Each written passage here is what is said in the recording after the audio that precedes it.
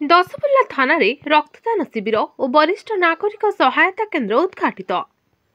रक्तदान महापुण्य और रक्तदान जीवनदान।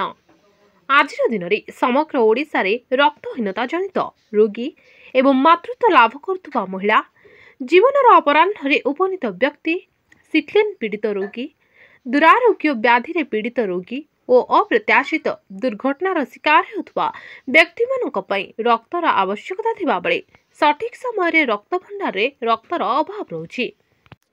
रक्त भंडार रे रक्तर अभाव पूरण को दृष्टि रखी नयागढ़ जिला दशपल्ला थाना पक्षरु गुरुवार दिन थाना परिसर रे एक रक्तदान शिविर आयोजित हो जाइछि।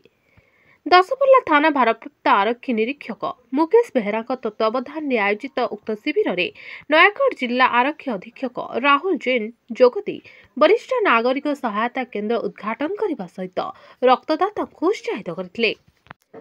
शिविर मोट 128 यूनिट ऊर्ध्व रक्त संगृहित होता। दशपल्ला सहर समेत ग्रामांचल बहु उत्साही युवक, ड्राइवर महासंघ, विभिन्न शिक्षानुष्ठान छात्र छात्री, थाना कर्मचारी समेत स्वेच्छासेवी अनुष्ठान सदस्य माने शिविर में जोगदी स्वेच्छाकृत भाव रक्तदान करथिले।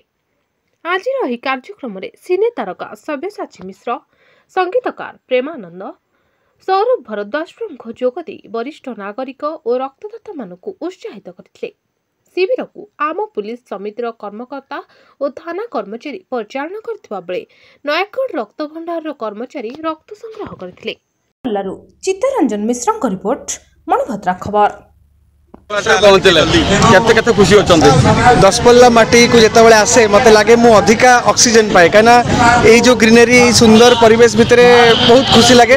आ दशपल्ला रो गोटे खासियत होची एठी भलो पाइबा बहुत मात्रा रे मिले। आ आज एमिति किछि लोकन को आज भेटिली जो माने दशपल्ला अंचल रो गुरुजन, जो माने दशपल्ला अंचल रे बिगड़ी जाउथवा पिलां को बाट देखांती, जो माने अनेक भलो भलो काम करचंती। तो सेमिति किछि सीनियर सिटीजन को आज भेटिली। आ सुंदर गोटे प्रयास नयागढ़ पुलिस तरफ जो प्रयास रे आमे देखि पाछु जे एते सुंदर भाबरे गोटे प्रकोष्ठ तयारी जोटा पुलिस और पब्लिक रिलेशन को आपण मानकर स्नेह, श्रद्धा एवं भल पाइबा को पाथ्य करी मणिभद्रा खबर यूट्यूब, फेसबुक एवं पोर्टाल ले तार सफलता बजाय रखिछि।